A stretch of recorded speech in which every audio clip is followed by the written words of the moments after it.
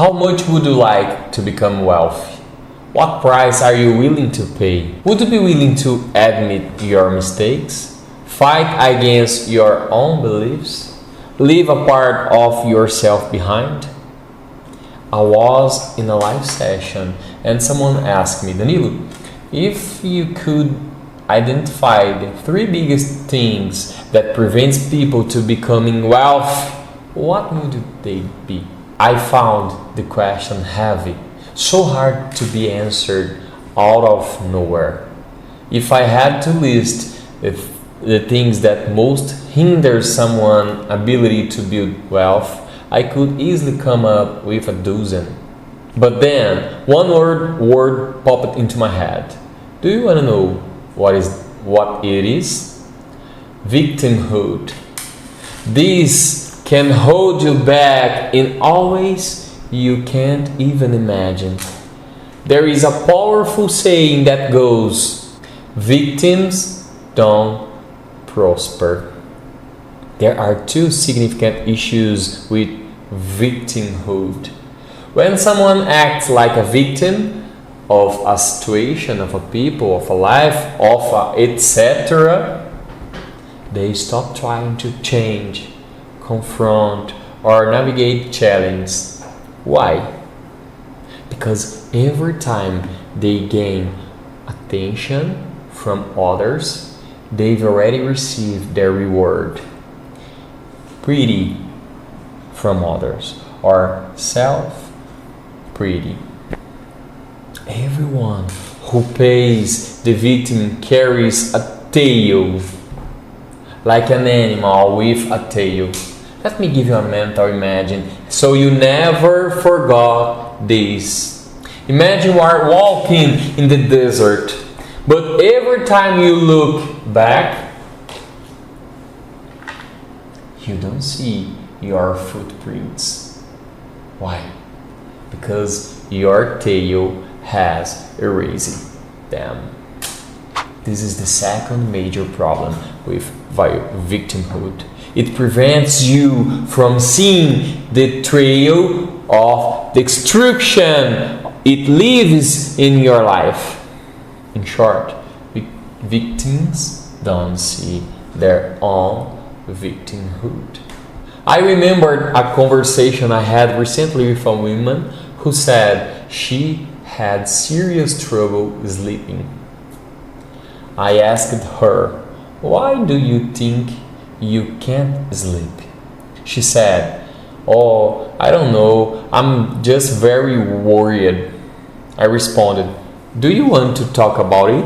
She replied, I can't now. I'm in a rush.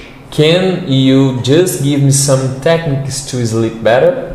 Sure, I taught her some breathing and relaxation techniques and a few small behavioral and environment changes that might help her sleep. The next week, I saw her again and asked, so, have you been sleeping better? She said, no, the technique didn't help me at all. I started a deeper conversation with her, and she admitted that she wakes up 4 a.m. and can't go back to sleep. Why? Because that's when her only daughter, in her 20s, leaves her house for work. After that, she's unable to rest again. I asked her a simple but profound question. How long has it been since you talked to God? She replied, oh, a long time.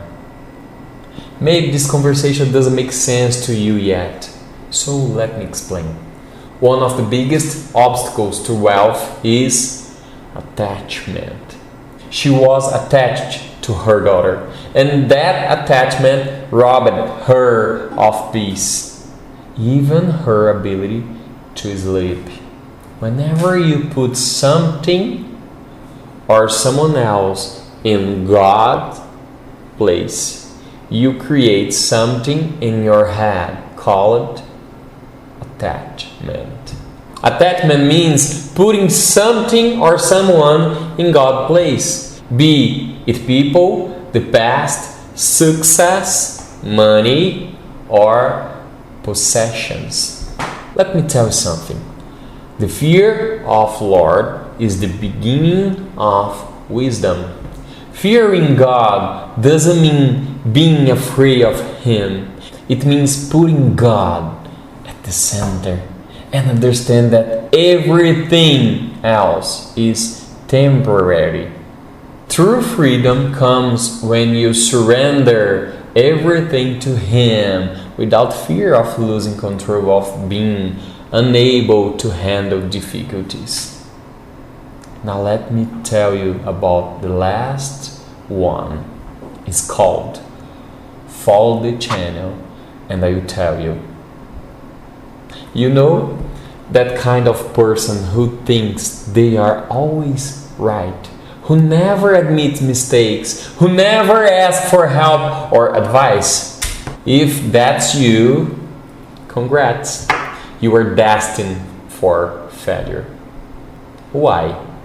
Because the third biggest obstacle to wealth is pride. Pride is one of the hardest things to deal with. Proud people always think they are right.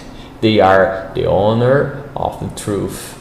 But behind every proud person is a deep fear of looking weak or vulnerable.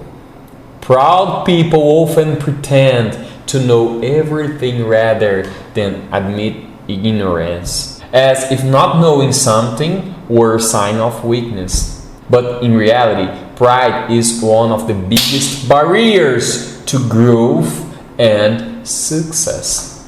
Pride creates a wall against learning because those who think they know everything rarely accept advice, feedbacks, or new ideas.